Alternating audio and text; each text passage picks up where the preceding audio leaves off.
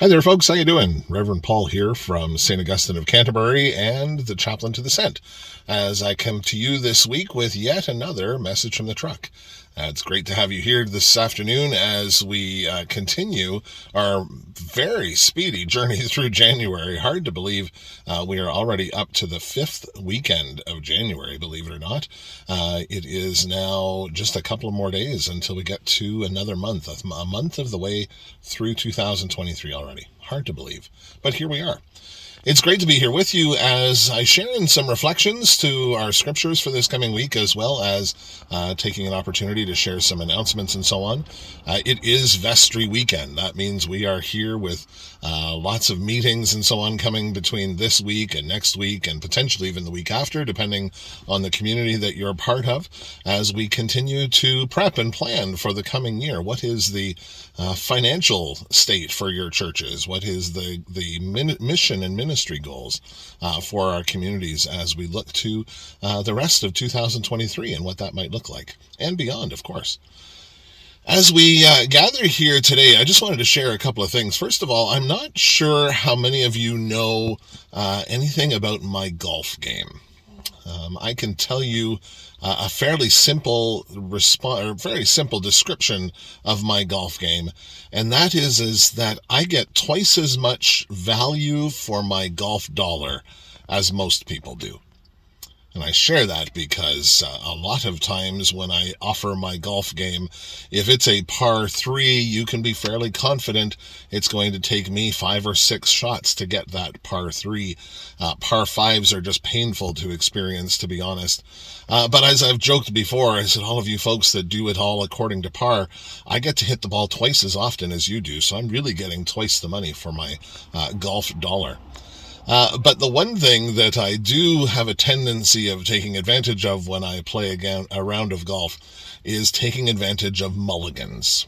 So if you don't know what a mulligan is, if you're not familiar with golf terminology, a mulligan is a do-over. Basically, it's an opportunity for us to say, wow, that was just pathetic. That was horrific.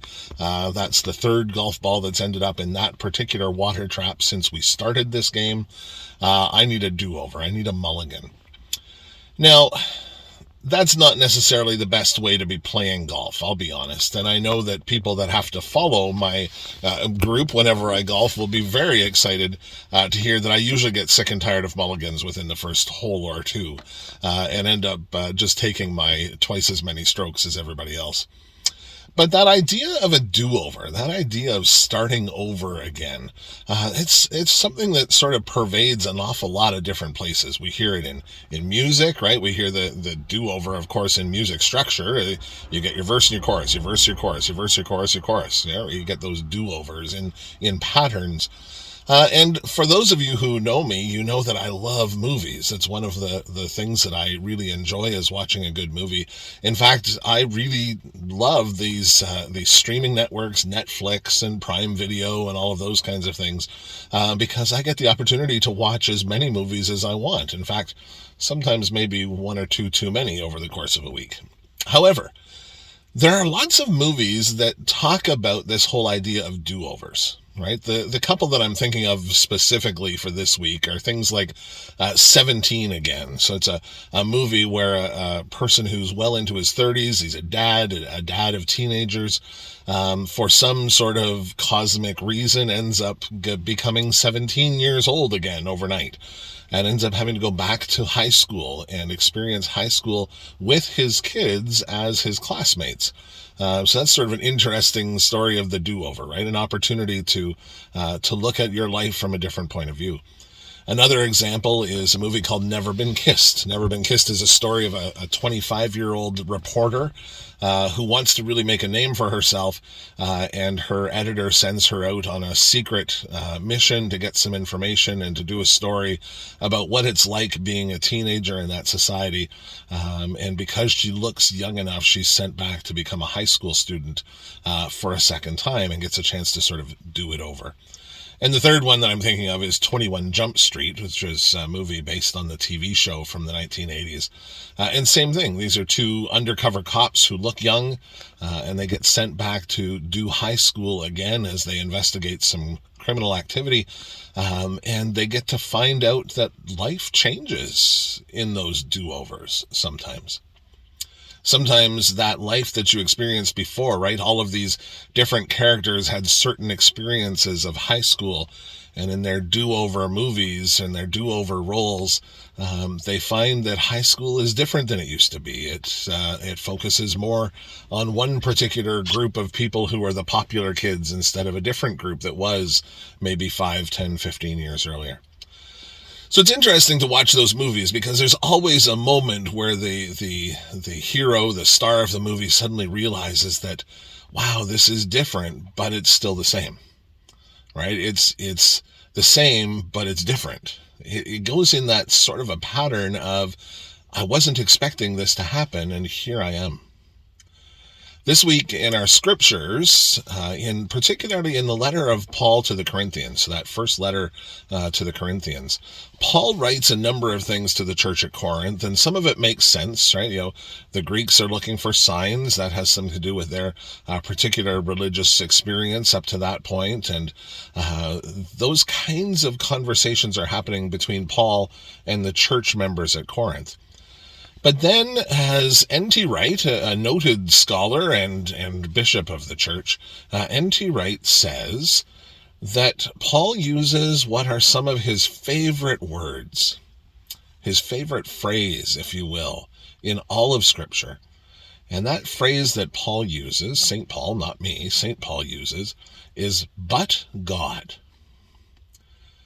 So you can find it if you're looking it up in that passage from Corinthians for this week. It's about 2/3 of the way through, a little bit more than 2/3 of the way through, in verse 27 of 1 Corinthians 1.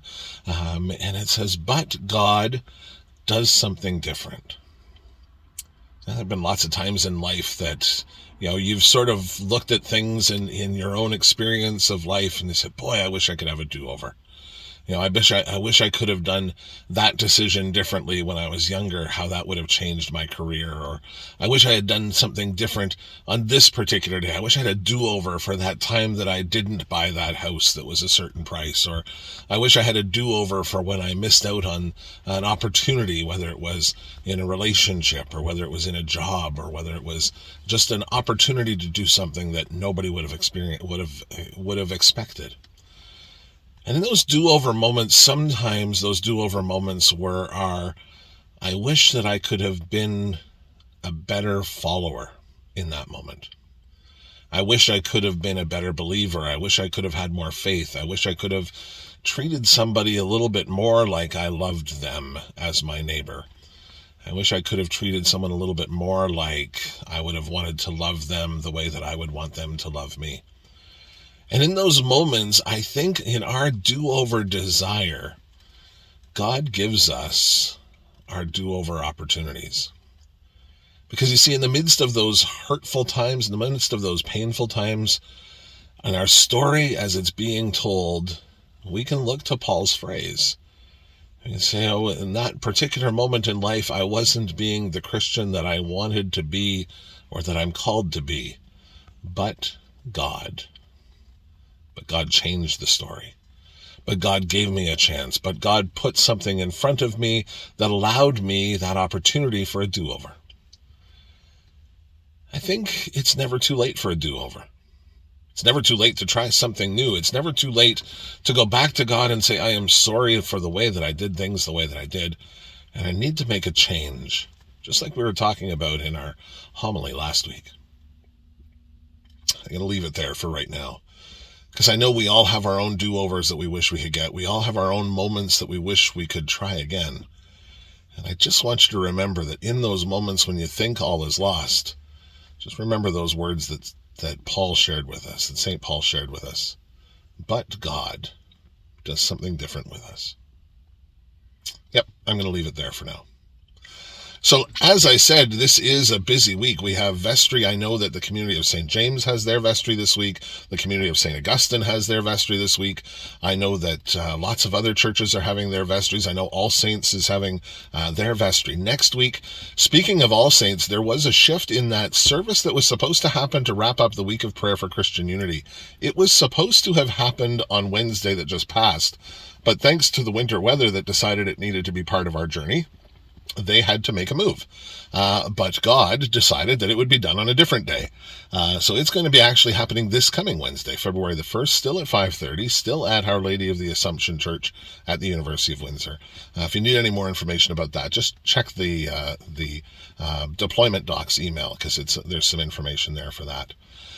But it is that vestry time, so please make sure that you head out to worship tomorrow. Make sure that whether it's tomorrow or next week or whatever that Sunday happens to be, join the community in worship before you go into prayer or into the meeting. That's really important. We need to pray together before we do business together. So please make sure that that's part of your journey over the course of the next week or two. But also keep in mind that these are moments where God is going to give us do-overs. God is going to say, I know you had plans before COVID, but it's time to try them again.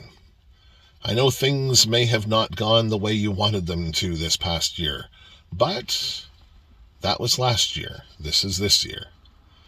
So in the midst of all of those challenges, in the midst of all of those conversations that are going to happen, remember that but God moment.